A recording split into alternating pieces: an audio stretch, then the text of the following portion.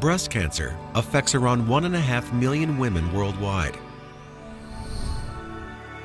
While earlier detection and better standards of care have increased response rates, many will have their breast cancer recur. Thus, new approaches are needed to prevent disease recurrence. Despite attaining remission with standard of care, residual cancer cells can remain. These cells can travel through the circulatory system and migrate throughout the body. Here, one or more breast cancer cells have migrated to this bone site and has begun growing.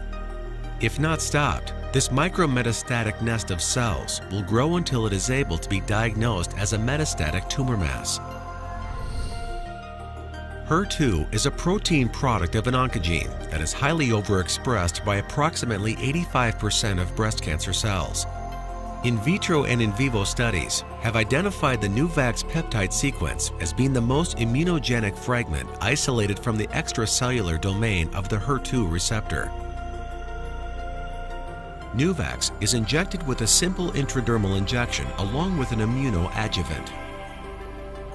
Upon injection, localized antigen-presenting cells, known as APCs, pick up Nuvax on specialized surface receptors.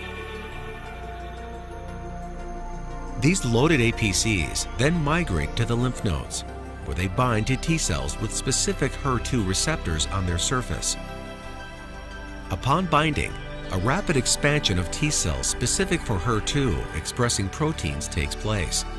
Millions of Nuvax-specific T cells leaves the lymph nodes and circulates throughout the body seeking out HER2-expressing cells and micrometastases.